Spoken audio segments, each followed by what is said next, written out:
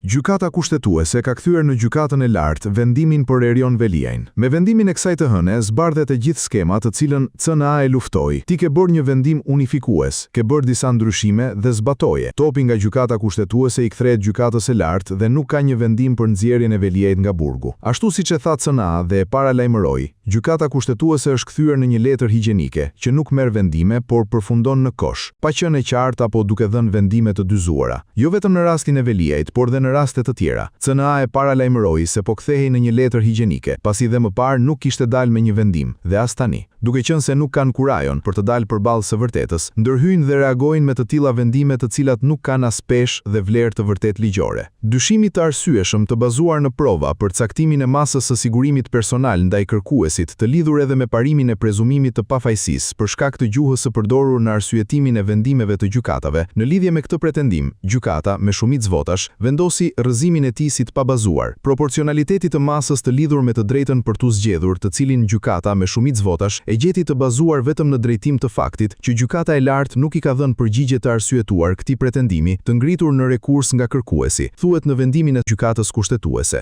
Janë thjesht dhe vetëm lëvizje, si letra higjienike që hidhet në koshin e tualetit, pasi ende nuk po tregojnë vlerat që i takojnë gjykatës kushtetuese. Sidomos kur një person është me 13 akuza të rënda penale dhe po kërkon të dalë në liri për të prishur provat, ashtu siç është provuar më parë. Në fakt, një gjykatë e tillë kushtetuese nuk i duhet askujt, nuk i duhet as vetë Erion Veliajt dhe sikur të dalë nga burgu. Një gjykatë e tillë kushtetuese nuk i duhet askujt, pasi thjesht dhe vetëm letra higjienike përfundon në koshin e tualetit. Tani është po kjo gjykatë që ja çon topin Sokol Sadushit, njeriu të Mero Bazës, partizanit të rilindjes që kërkon të bëhet presidenti i Republikës, njeriu i cili inicioi një vendim unifikues që dështoi ta ndryshonte ashtu siç i interesonte për të nxjerrë Erion Veliajn nga burgu, dhe tani topi hidhet në gjykatën kushtetuese dhe kjo e fundit e hedh në gjykatën e lartë. Gjykata kushtetuese nuk mund të bëhet një gjykatë nivelit të katërt. Kushtetuesja thot, ose rri në burg, ose del nga burgu. Nuk thot gjykata kushtetuese, shiheni dhe njëherë ju se ashku është muhabeti, dhe ja çon topin Sokol Sadushit, se kjo gjykatë kushtetuese është e njëjta që kishte Sokol Sadushi dikur, që do të thot se e kanë dhe letër higjienike në tualet dhe s'din të pastrohen nga pas, po e marrin letrën dhe e vënë në Turin. Pra në thelb gjykata kushtetuese duhet të zgjidhte problemin që krijoi vet, me vendimin e saj të parë,